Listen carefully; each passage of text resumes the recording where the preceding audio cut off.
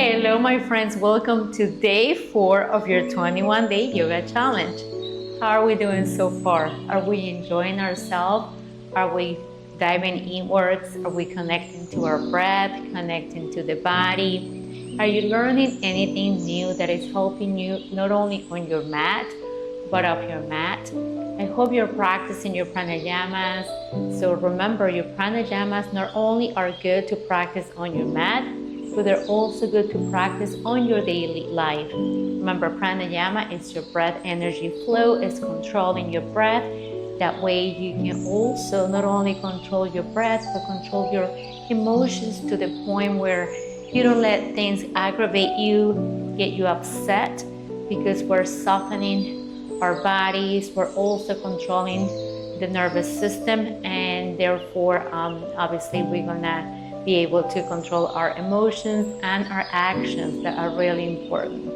So with that said, we're gonna start today with balance poses. I hope you're ready. I hope you're energized, and get your mat or get on your carpet, your towel, your blanket, and let's begin. So be careful. Another thing that I wanted to mention is depending on the surface that you're working on, make sure that is steady, that is not going to be moving around, because most of the poses all the poses that we're going to be practicing today are balance poses, so you're going to be standing. Other thing I wanted to mention is depending on your mat, if your mat is really thick, it's going to be a little hard for you to find your balance. So I have a lot of students who have really thick mats, and that does not mean necessarily that the mat is good.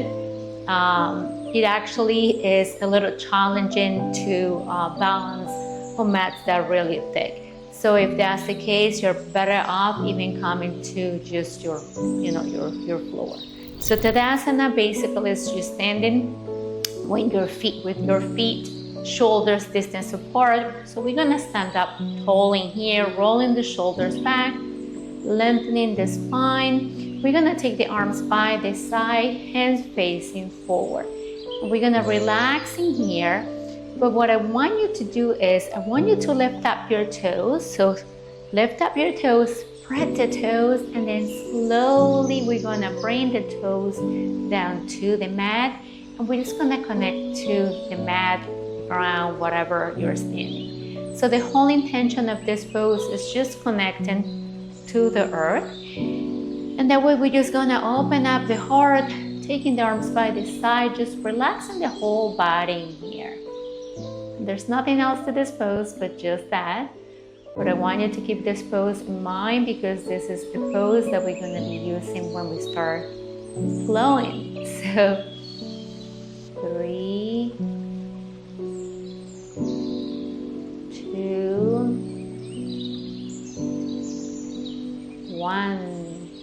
Moving into our second pose, tree pose. It's a little more challenging because we're gonna be balancing on one leg only. With our tree pose, I would like you to lift up your left toes and then slowly place all the toes on the mat.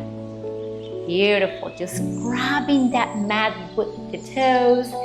Then we're gonna bring the right foot. This is the beginner's level. So we keep the right toes on the mat, and we just have the heel basically resting on the left leg. So that will be your first option. It doesn't matter whether you bring the right leg up or not, you're still getting benefits from the pose, because of the fact that now you're pretty much just balancing on your left leg. So we're gonna zip up the core, stand up tall in here. You can stay here or bring your right leg a little bit higher. Just please be mindful of your knee. Don't place your right leg on top of the knee, because you're gonna be hurting your kneecap. So either bring it down halfway, or you can bring it all the way up. So we take the heel pretty much to the right inner thigh, close to the groin. Make sure that you're not sinking down on the hips, so you don't want to be here. You want to lift up the hips. Imagine somebody's pulling you from the crown of the head So you're standing tall. You can take your hands to prayer. You can just do basically whatever feels good in here. It doesn't matter where you place your hands. Just once again, be mindful of the hips. Be mindful of the standing leg. We just breathe in here. 3, 2, 1, and then bring it down. Another thing is try to make sure that if you bring your leg all the way up, that your knee is facing out. Try not to bring the knee to look forward. And now we're going to do the left side. So we do the same thing. We lift up the toes, slowly start placing the toes on the mat. So we're grounding through the right toes. We're engaging the inner thighs. We lift up the hips. We're not sinking down on the right hip.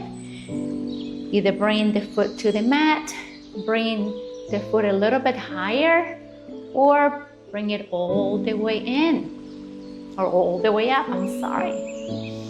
So knee to the side, hips are lifted, core is engaged, navel in, arms to prayer, or if that feels better, just bring the hands down. And we just breathe in here for 3, 2, 1. Beautiful job. And bring it down. Remember, we mentioned yesterday, pranayama is extremely important. Pranayama is also going to help you find your balance.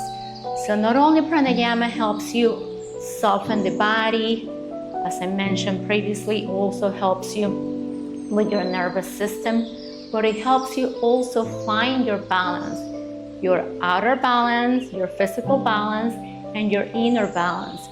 So remember, practice pranayama, practice always breathing in and out through the nose, and just have control of that breath. Deep inhales and long and steady exhales. Moving into our third pose. So for eagle pose, we are gonna face the front of the mat. We're gonna spread once again all 5 toes on the right foot. We engage the inner thighs, so strong legs in here.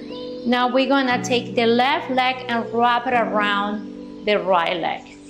So we take the leg on top, and then see if you can hook the foot to the back of the leg, or you can just take it to the side, whatever is available to you. The whole idea is to interlace the legs together.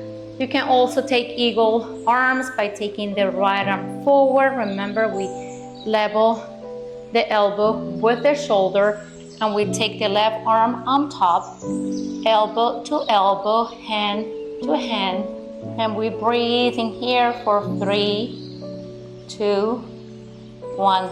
Remember, make sure that your hips are lifted. You're not sinking down on your right hip, and then slowly release. Beautiful job. Now we're gonna do the other side. Pick up the left toes, slowly start grounding through the toes.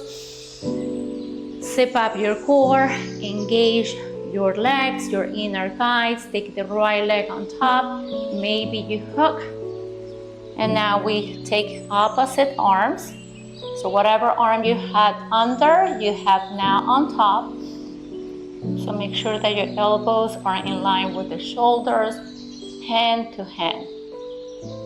We're breathing here for 3, 2, 1, and let go. So how was that? Was that challenging? The thing about balance poses is that you can practice every single day, and every day is different. It's not like your flexibility that you see improvements. You're gonna see improvement in your balance, but at the same time, there's gonna be some days that you are like, well, I just practiced that yesterday and I did great, and today I can barely stand on one leg.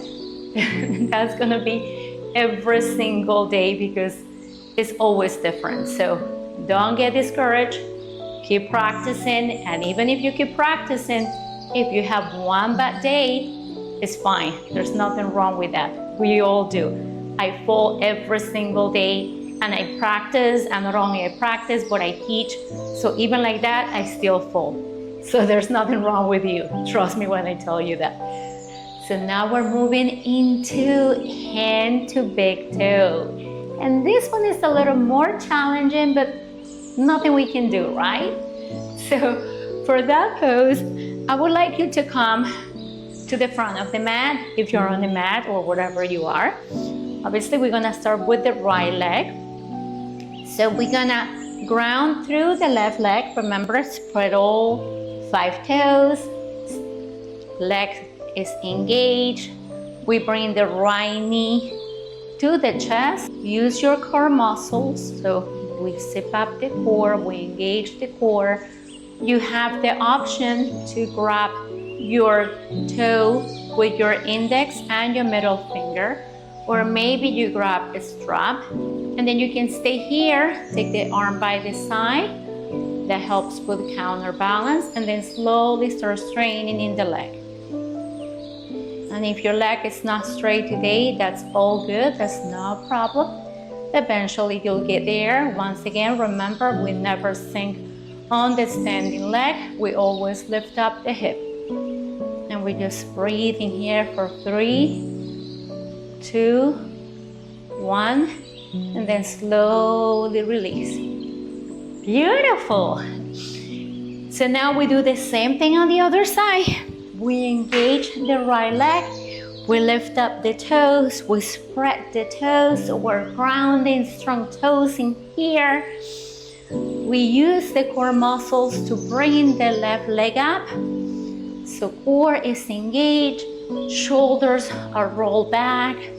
We're standing tall in here, index and middle finger, pinch fingers. We grab the big toe, or we use a strap, a little towel, or maybe a shirt. And we just breathe in here for 3, 2, 1. And then slowly with control, we bring the left leg down. How did that go? Moving into our next pose, dancer's pose, one of my favorites. So with dancer pose, we do the same thing here. Strong leg, strong toes, lift up the toes, hug the mat with the toes. Now we bring the left leg up, bend the knee, obviously, we grab the foot. Notice how I grab my foot. So my thumb is facing forward or facing down. We try to grab by the top of your foot. You can also grab the bottom, but that's a little bit more challenging on my experience. We bring the right arm up. We're standing tall in here, and then slowly we start tilting forward, kicking into the left hand. So the more you kick into the hand, the core is engaged. You breathe in here for 3, 2, 1, and then slowly come down. Now we do the other side. Strong toes in here, shift the weight into the left leg, strong leg, bend the knee, grab the foot, left arm reaches up. Now we start kicking into the right hand, tilting the upper body forward. We're here for 3, 2, 1, and then slowly come down. That wasn't that hard, right? That was good. So for your half moon, step your right leg forward, lift up your toes, and bring the toes down to the mat so your toes are hugging the mat. So the way you're grounding, you have more control. We take the right hand to the mat, 2 blocks, or if you have books, you can also stack books on top of each other. Let me show you with the block. You take the block to the mat, Shift the weight into the right leg. Now notice how my left hip stack over the right hip. Now take your left arm up. From here, make sure that your left toes are facing the left side of the mat. You engage your inner thighs and you bring the left arm up. Make sure the inner thighs are engaged. Make sure that you're not hyperextending the right knee so you can micro bend the right knee. And we just breathe in here. You have the option in here to take a more advanced pose by bending the knee, taking the bind, grab the foot with your left hand, kick into the left hand, and we just breathe in here. So wherever you are, you're here for 3, 2, 1, and then slowly we let go. And now we do the other side. Left leg comes forward, spread the toes, left hand goes to the mat. So notice how my hand is about 12 inches away from my foot. So the whole idea for you is to, once you shift the weight forward and you come up, you want the hand to be in line with the elbow, with the shoulder. You bring the right, see, you bring the right leg up, engage the inner thighs, right toes are facing out, right hip stack over the left hip, and now bring your right arm up. You can stay here, or you can bend the knee, try to reach for the foot, kick into the hand, and we just breathe in here for 3, 2, 1, and then slowly release and bring it down. How are we doing? I know that one was a little more challenging, right? But there's nothing we can do, I promise you. Practice, practice, believe in yourself. That's it. You just gotta believe in yourself. And if this gets really challenging, there's nothing wrong with coming to the wall. That's another option. You can always come to the wall and then just rest the hips towards the wall, you see, and this way even give you a better alignment, because now you see how the right hip stuck over the left hip. We press the right leg towards the wall and we bring the arm up. See? So there's always ways that you can modify just till you start getting used to the pose, till you start getting stronger. There's nothing wrong with props. You can always use props by using blocks, books, once again, towel, like a small towel. You don't want a big towel.